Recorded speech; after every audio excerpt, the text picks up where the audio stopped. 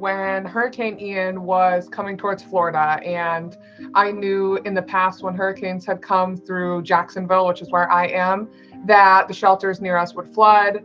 They didn't withstand the weather very well, and so they were desperately looking for people to foster the dogs through the storm, get them out of the shelter. And that shelter specifically had like 5 feet of water in it when Irma came through.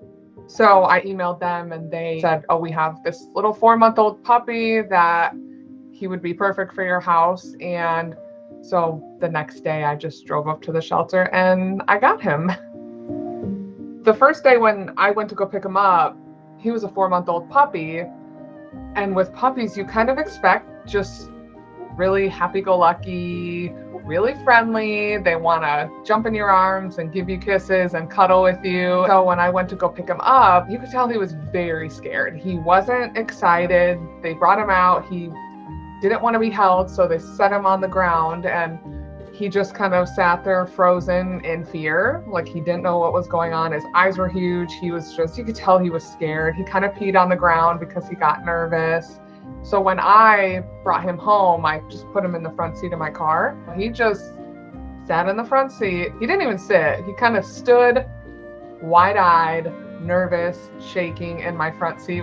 Just so sad, but he was very nervous. And so I brought him home and I figured he's probably just gonna try to like hide under a car. The second he saw my other dogs, I mean, he did a total 180 and was like, okay, I'm happy now. Life is good. I don't need you anymore. I want to go hang out with the dogs. After he came home or to our house, he was still very shy and nervous around people. It was very clear he was more confident around other dogs.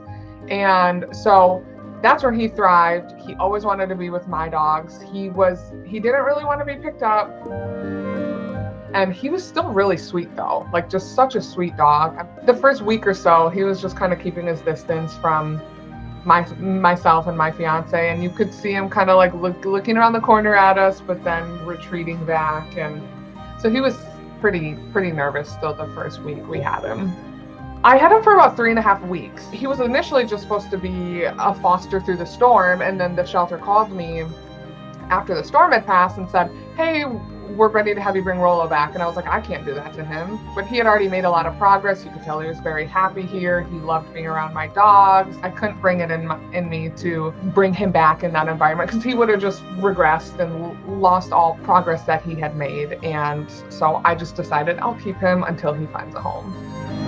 Right before the hurricane, I started looking on all the animal shelters because I knew that's the way that I was going to go. I especially knew at that time that there was going to be a lot more dogs out there looking for homes. I had looked at Monty, who was then named Rolo, saw him on the page. At that time, he was just 4 months old. And I had reached out to Clay County Animal Shelter and they had told me that he was in a foster to adopt situation, which kind of got me upset. You know, this was the dog that I was set on because I had decided a puppy would be best for our other rescues. For some reason, I didn't want to just let it go. So I went to Clay County Animal Shelter and I was like, so, you know, Rolo, is he in a good home? And they said, you know, Rolo's not adopted. And they said, you know, he's available to be adopted. We'll contact you with his foster mom. And the rest is history. That night, you know, we spoke to each other and 2 days later, he came home with me. He was so cute. He is very nervous. I'm not sure what happened the first few months of his life. And I know he was from shelter to foster family, but he was standoffish. My son, Owen, is actually 6 years old. I call him the dog whisperer. I don't know how he does it, but he has a connection with all dogs. He just sat down right on the floor and Monty came right up to him. You know, it was the first initial connection and they still have that to now. His personality has definitely changed since we got him.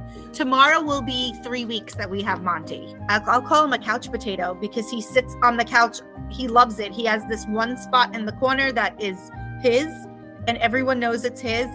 And we're even finding him like sitting in between the cushions like a little burrow, which is so cute.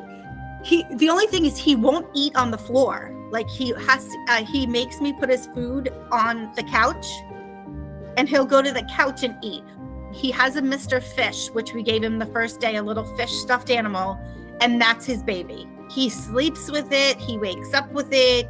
It's so funny because when he sees the fish, we just started realizing that he has this crooked little smile where so you can see when he's happy because half of his teeth are sticking out and of like the bottom. It's so cute. He is coming up to everyone, myself, my husband, my son. It's a lot of cuddles and a lot of, for my son, patience. You know, one thing about my son is he is on the spectrum. He's autistic.